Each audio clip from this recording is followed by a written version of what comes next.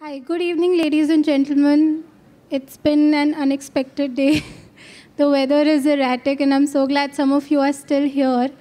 We are here today to launch and celebrate a very special book, Shakuntala's Daughter, published by Om Books International.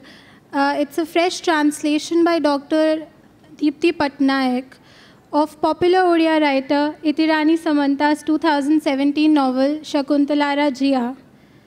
The novel captures the experiences of marginalized women in rural India, laying bare the innate optimism and quiet rebellion required to overcome the scars of poverty, abuse, and generational trauma. It's my great pleasure to invite acclaimed author Mridula Garg to say a few words, given that her own repertoire of very sensitive and nuanced writings enable her to speak on such weighty subjects. Yes, first. With complete justice. So over to you, ma'am.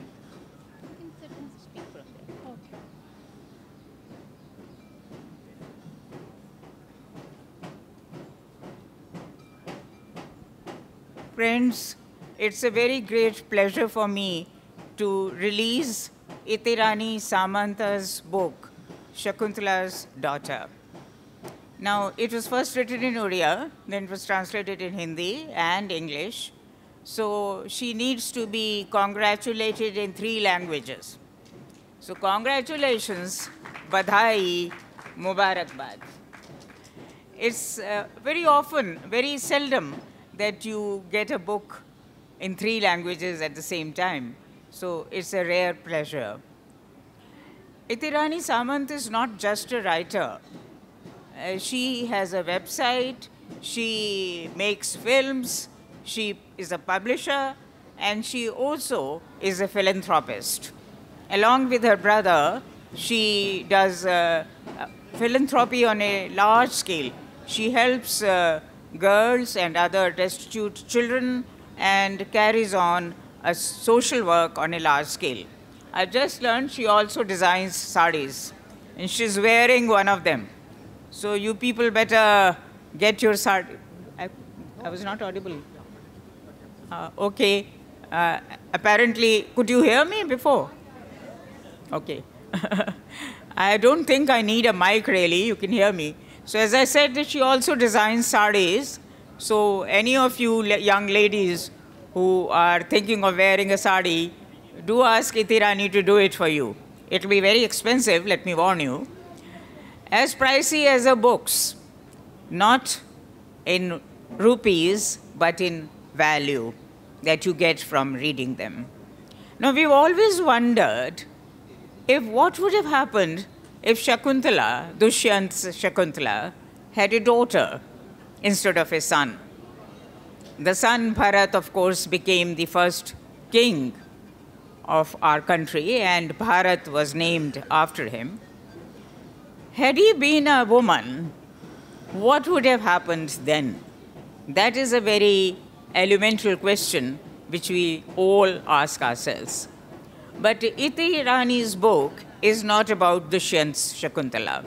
It's about a modern-day Shakuntala who is fighting the society and the establishment and all the various prejudices of the society alone.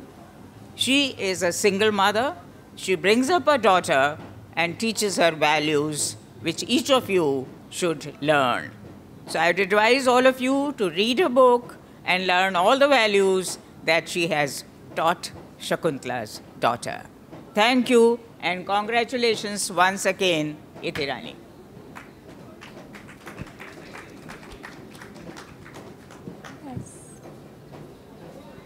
We'll do the unveiling now.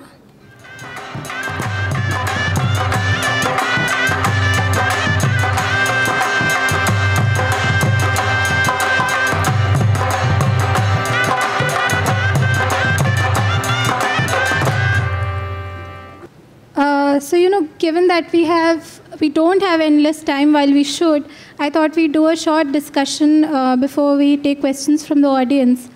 Firstly, Dr. Samanta, the bulk of your writings is focused on women protagonists, female agency. इस मुद्दे पे आप बार बार वापस क्यों आती हैं? Thank you Soumya, thanks a lot, thank you so very much Mridula ma'am. आज मेरा खाली धन्यवाद देने का काम है। Thank you so very much Om books, thank you so very much Namita ma'am, thank you so very much JLF, and thank you so very much my translator Deepti Patnaik ma'am. मैं सौम्या का आंसर देने से पहले एक बात आप लोगों से करती हूँ। यू कांट जस्ट बिलीव, मैं 30 साल से लैंग्वेज, लिटरेचर, कल्चर लेके मेरे स्टेट में काम कर रही हूँ। मैं सच्ची बोल रही हूँ, आज तक कभी एक भी मेरा फंक्शन विदाउट बारिश में हुआ नहीं। आज पहले बार मेरा बुक इंग्लिश में आ रहा है, पहला ही इधर हो रहा है। ये मेरा ड्रीम था। मैं कोविड से पहले, जस्ट कोविड से बिफोर आई थी घूमने के लिए, तब मेरा मन हुआ था कभी मेरा एक बुक इधर रिलीज होगा। भगवान ने दिए एंड मैं सोची बारिश हुआ मीन्स अभी साथ में भगवान है। बारिश कभी भी मुझे छोड़ती नहीं है। मैं इसको लेके बहुत सारा स्टोरी लिख चुकी हूँ। उसके पीछे एक छोटा सा कहानी है। हमारे जो घर है, I am very much poorest of the poor family. 4 दिन में एक बार खाना नहीं मिलता था एंड घर ऊपर छत नहीं था। जब से पैदा हुई हूँ तब से बारिश मेरे साथ है, अभी तक वो छोड़ी नहीं है, वो मुझे छोड़ेंगी नहीं। एंड बारिश is the my best friend. मेरा जो ज़्यादातर शॉर्ट स्टोरीज, नॉवेल्स जितना भी लिखी हूँ उसमें बारिश, नदी, जल एक कैरेक्टर मस्ट होगा। और जो सौम्या ने पूछी है why I am about women only, I have seen my mother who lost her husband at the age of 39-40. She struggled like anything. And I also struggle like anything. Women जब struggle करते हैं, सच्चाई में रहते हैं, वो कुछ करके दिखाते हैं। वो कभी तोड़ते नहीं हैं, women जोड़ते हैं। इसीलिए I am always about women because ईश्वर ने वोमेन को जो दिए हैं वो और किसी को नहीं दिए हैं। इसीलिए I am fund of women and मेरा जितना भी राइट ऑफ होता है जर्नी ऑफ वोमेन, नारी का संघर्ष, नारी का यात्रा, ये बहुत सुंदर चीज़ है। अगर आप दिल से इसको देखोगे, सबका एक एक यात्रा होता है, लेकिन सबका एक तरह का यात्रा कभी भी नहीं होता है। सबका अलग, मेरे आपसे अलग, आपका उनसे अलग, उनका उनसे अलग। ये मुझे बहुत अच्छा लगता है। इसीलिए I am always into women and it started from my mother. It's very true what Dr. Sumanta just said about rain. There is a connection there, and I'm glad we have the blessing of the skies with us. I'll also come to an important theme that is at play here at the fest also, which is Indian language publishing, Indian language literatures and their translation, because English has become the lingua franca of the world. But writers often face an anxiety when their text moves from one language to another, because invariably there are losses. So it's a tricky balance that you have to maintain between retaining control and relinquishing.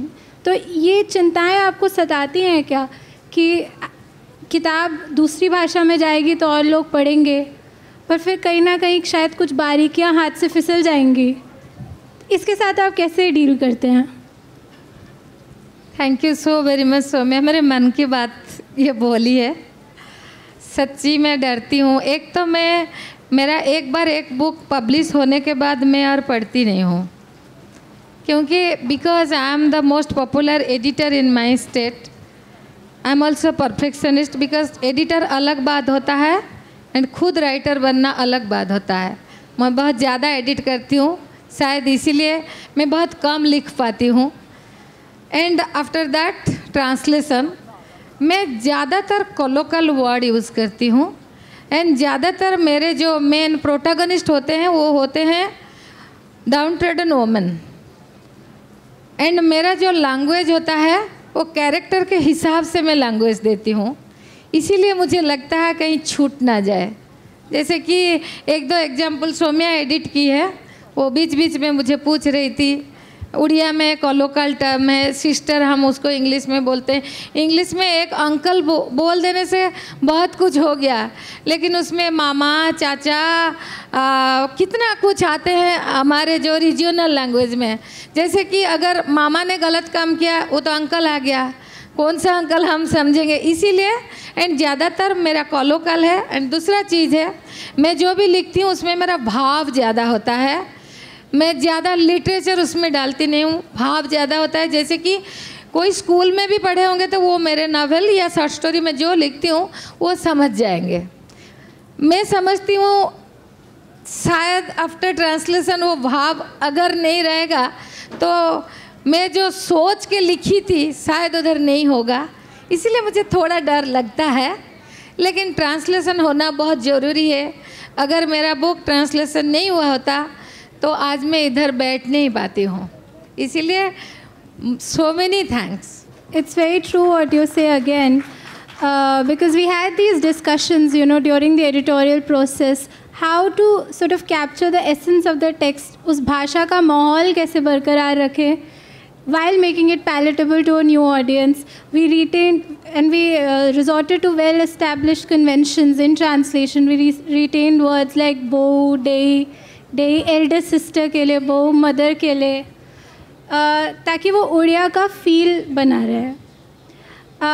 And I'm thankful that you alluded to your work as an editor, because you've often told me that editing Kadambini, which is a very popular magazine, I have to tell you all, in Odia, about art, culture, literature, that often takes precedence. And your novelistic career is kind of suffering, although she's a very prolific writer, so I'm not sure how true that is. पर ऐसा क्यों होता है, किताबें कभी आपकी कम रह जाती हैं और जो पत्रिका है उस पर ध्यान ज़्यादा हो जाता है, ऐसा क्यों है? मेरा जो मैगज़ीन है, 2 मैगज़ीन है मेरा, एक चिल्ड्रन मैगज़ीन है, एक बड़ों का मैगज़ीन है। My magazine deals with each and every social problem, starting from acid attack, transgender, single mother, जो भी प्रॉब्लम होता है सोसाइटी में, करेंट सोशल प्रॉब्लम को लेके मेरा मैगज़ीन डील करता है, because it's a feature based magazine. तो फीचर बेस्ड मैगज़ीन में काम बहुत ज़्यादा होता है। मेरा जितना भी टाइम है उसमें से 75% मैं मैगज़ीन एडिटिंग के लिए देती हूँ और 25% में मैं 2-3 स्कूल रन करती हूँ। मैं बहुत ज़्यादा सोशल वर्क करती हूँ। हमारा जो गांव है इंडिया का फर्स्ट स्मार्ट विलेज मैं और मेरे भैया मिलके बनाए हैं, उधर मैं बहुत सारा काम करती हूँ। मैं बच्चों के लिए काम करती हूँ एंड ज़्यादातर वोमेन, मैं जहाँ भी वोमेन को अगर कोई एक स्ट्रगल सिचुएशन में दिखती हूँ मैं इमीडिएट लग जाती हूँ, मेरे से जितना थोड़ा भी अगर हो पाए तो उनको हेल्प करने के लिए। ये सब करने के बाद मैं मेरा जो खुद का जो क्रिएटिव राइटिंग है रात को 10 बजे से 2 बजे तक, एंड मैंने 5 वोमेन एम्पावरमेंट के ऊपर मैंने रिसर्च की हूँ।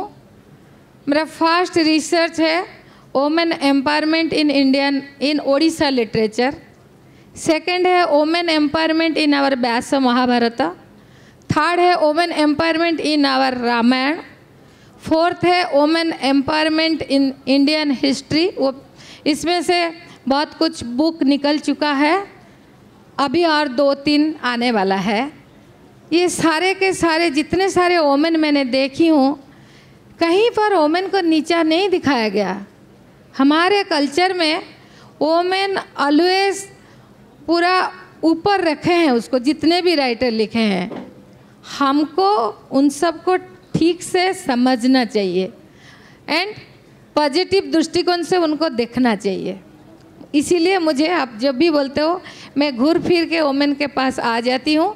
मेरे मैगज़ीन में भी मैं बहुत सारा प्रॉब्लम डील करती हूँ, उसमें मेरा जो राइटअप होता है, मैं लिटरेचर लिखती हूँ, पॉलिटिक्स लिखती हूँ, मैं सब कुछ लिखती हूँ, लेकिन मेरा ज़्यादातर राइटअप बेस्ड ऑन वोमेन होता है जो हमारे आसपास ही घटता है। ऐसे दूर जाने का भी ज़रूरत नहीं है। मैं ग्लोबली कम दिखती हूँ, ज़्यादातर मेरे पास को दिखती हूँ।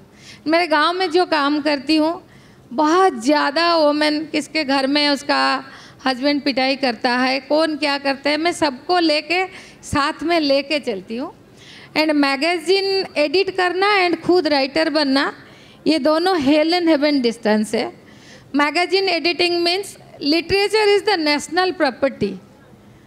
एडिटिंग करना मैं समझती हूँ वो मेरा जातीय कर्तव्य है, उसको मैं अच्छा से करूँ पहले, क्योंकि ये जातीय कर्तव्य सबको मिलता नहीं है। भगवान मुझे दिए हैं जो भी काम, उसको मैं ठीक से करना चाहती हूँ। इसीलिए कादम्बिनी का सब काम ख़त्म करने के बाद मैं खुद का जो बन पड़ता है लिखती हूँ। And I think I'll ask one final question so that we can open the house for questions from the audience.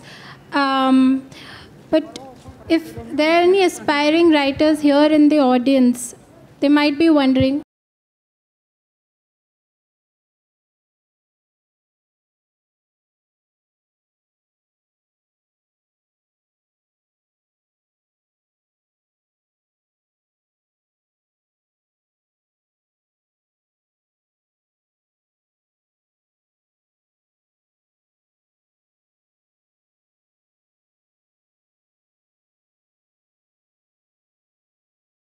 मैं हर टाइम बोलती हूँ, आप जो लिखते हो उनको बार बार बार बार खुद पढ़ो, खुद का एडिटर खुद बनो। One day you will must be a good writer. लेकिन आप क्या लिखते हो अगर आप खुद नहीं पढ़ोगे ना, आप क्या गलती कर रहे हो, कैसा अच्छा होगा वो समझ में नहीं आएगा। आप जो लिखते हो उसको बार बार बार बार पढ़ो। एंड जब लिखते हो please concentrate on them.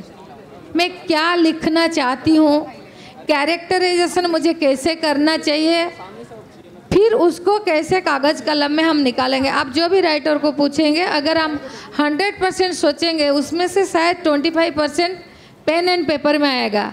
100% writer का सोच कभी पेन एंड पेपर में नहीं आ पाता है। मेरा तो नहीं आया हुआ है अभी तक। जो इधर उमड़ता है वो पेन एंड पेपर में आने तक बहुत कुछ कम जाता है। कंसंट्रेट कीजिए, अपना खुद का राइटअप बार बार बार बार बार बार पढ़िए। Yeah, I think that will find resonance with a lot of writers aspiring or established here, because even at some of these sessions, well-known writers have acknowledged that the writing process is very alienating in that sense, because you cut yourself off from the world outside to recede into your own creativity and imagination. And you say that the reviewing process has to be as internal and external. You have to constantly give yourself notes. So yeah, brilliant insight, and I think now we can take a few questions. I see a gentleman. मैं Rohitash Sheeran आपसे जानना चाहता हूँ, एक भारतीय नारी जिसको कि हमेशा से आदर मान और सम्मान मिलता आया है, लेकिन एक टैबू है mail dominating society, specially for Indians. मैंने अपने घर परिवार समाज में बहन बेटी माताओं और बहुओं को, ना कि आज के पक्ष में मैं बोल रहा हूँ, मैं बात कर रहा हूँ करीब 50, 60, 70 साल पहले, और तब भी उतना ही मान सम्मान हमारे बड़े बुज़ुर्गों ने, चाहे मेरे पिताजी हों, दादाजी हों, परदादाजी हों, चाचा ताऊ हों, हमेशा उन्होंने अपनी बहन बेटी माता बहनों को बहुत रिस्पेक्ट, आदर, मान सम्मान दिया है। तो ये जो टैबू है आज की 21वीं शताब्दी में, 75 साल आज़ादी के बाद में, आपका क्या पर्सनल टेक है, ओपिनियन है, मत है कि ये मिथ है, और आपका क्या पर्सनल विचार है? मैं आपका जानना चाहता हूँ, आपका क्या सुझाव है इसके ऊपर? टैबू किस हिसाब सर, आप कौन सा बात किसके बारे में बोल रहे हैं? Male dominating society, Indian culture, Indian society में बोला जाता है कि we are male dominating nation और a society, so this is the taboo. Thank you so very much sir. मेरा जितना भी राइटअप में जो भी लिखती हूँ, मैं अभी बताई हूँ, सब में मेरा होता है जर्नी ऑफ वोमेन, नारी की यात्रा। ये एक ऐसा चीज़ है, कभी किसी ने ये डिस्कशन नहीं किए है कि पुरुष का यात्रा, ये कभी हम ज़्यादा नहीं सुने हैं। हम हर टाइम सुनते हैं नारी का यात्रा। बहुत अच्छा है सर, जितना यात्रा करेंगे उतना अच्छा ही चीज़ दिखाई देगा। कौन डोमिनेट कर रहे हैं, कौन नहीं कर रहे, हम उसमें नहीं जाएंगे। I believe always in positive thinking. आज मैं इधर बैठी हूँ, मेरा एक भैया है, मेरा एक बेटा है, सबके घर में ऐसे हैं। अगर उनके साथ हाथ पकड़ के वो लोग नहीं खड़े होंगे तो नारी आगे कैसे जाएगी? वो हाथ पकड़ने के लिए उसको भी तैयार करना नारी का काम है। चलो पहले हम एक अच्छा घर बनाते हैं, एक अच्छा परिवार बनाते हैं। अपना बेटा, अपना भाई, अपना हस्बैंड, जो भी पुरुष है डिफरेंट फॉर्म्स में, उनको चलो हम सिखाते हैं नारी को कैसे सम्मान किया जाता है। पहले हम उनको सिखाएं, फिर सब कुछ हो जाएगा सर। ये हम नारी के हाथ में है। पहले हम सिखाना शुरू करेंगे, अगर ना सीखेंगे तो थप्पड़ भी बसाएंगे, लेकिन उनको हम सिखाएंगे नारी को सम्मान करना सीखो, पहले घर से फिर बाहर जाके, वो हमारे हाथ में है। जैसा आपने बताया कि आपके ज़्यादातर themes women journey, women's related issues पे आपने लिखा है, तो लिखते समय कई बार क्या आपने कभी महसूस किया है कि सबकॉन्शियसली जो कैरेक्टर या जो स्क्रिप्ट या जो स्टोरी लाइन है वो ऑटोबायोग्राफिकल होने का टेंडेंसी रहता है? सो व्हाट डू यू से on that? Thank you so very much sir, very nice question sir. मेरे हिसाब से मैं बोल रही हूँ, यहाँ बहुत बड़े बड़े राइटर, ये तो संगम है राइटरों का, मैं मेरे बात बोल रही हूँ। जब भी कोई राइटर कुछ सोचते हैं लिखने के लिए, पर्टिकुलरली ये शकुंतला's डॉटर जो आज आया हुआ है, मैं ये नावल को इस तरह से लिखने के लिए मैं नहीं सोची थी।